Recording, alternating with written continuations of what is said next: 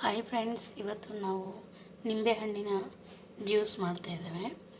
ನಿಂಬೆಹಣ್ಣು ಜ್ಯೂಸ್ ಮಾಡಲಿಕ್ಕೆ ನಾನು ಒಂದು ನಿಂಬೆಹಣ್ಣನ್ನು ತೊಗೊಂಡಿದ್ದೇನೆ. ಒಂದು ಸಣ್ಣ ಬೌಲಲ್ಲಿ 1 ಬೌಲಷ್ಟು ಸಕ್ಕರೆ ತಗೊಂಡಿದ್ದೇನೆ. ಸೊ ಅದರ ಜೊತೆಗೆ ಒಂದು ಚಿಟಿಕೆಯಷ್ಟು ಸೋಡಾ, ಅಡಿಗೆ ಸೋಡಾ, ಒಂದು 4 ಏಲಕ್ಕಿಯನ್ನು ತಗೊಂಡಿದ್ದೇನೆ.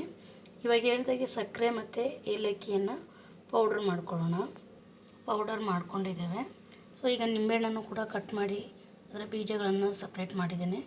ಸೊ ಇವಾಗ ಒಂದು ನೀರು ಅರ್ಧ ಲೀಟ್ರಷ್ಟು ತಗೊಳ್ಳೋಣ. ನೀರು ಇವಾಗ ಒಂದು ಅರ್ಧ ಲೀಟ್ರ್ ತೊಗೊಂಡಿದ್ದೇನೆ. ಏನು ಪೌಡ್ರ್ ಮಾಡ್ಕೊಂಡಿದ್ದೀನಲ್ಲ ಅದನ್ನು ಮಿಕ್ಸ್ ಮಾಡ್ಕೊಳ್ಳೋಣ. ನೋಡಿ, ಪೌಡ್ರು ಕೂಡ ಹಾಕ್ಕೊಂಡಿದ್ದೇನೆ. ಚೆನ್ನಾಗಿ ಮಿಕ್ಸ್ ಮಾಡ್ಕೊಳ್ಳೋಣ.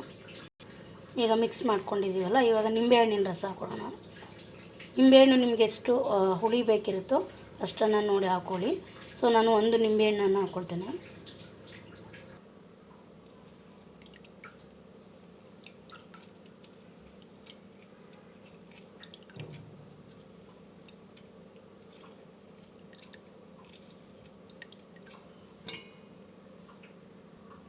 ನಾನು ಸೋಡಾ ಕೂಡ ತೋರಿಸಿದ್ನಲ್ಲ, ಒಂದು ಚಿಟಿಕೆಯಷ್ಟು ಅದನ್ನು ಕೂಡ ಹಾಕ್ಕೊಳ್ತಿದ್ದೇನೆ.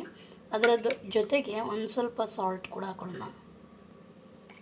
ನೋಡಿ, ಸಾಲ್ಟ್ ಕೂಡ ಹಾಕ್ಕೊಳ್ತಿದ್ದೇನೆ. ಚೆನ್ನಾಗಿ ಮಿಕ್ಸ್ ಮಾಡ್ಕೊಳ್ಳೋಣ.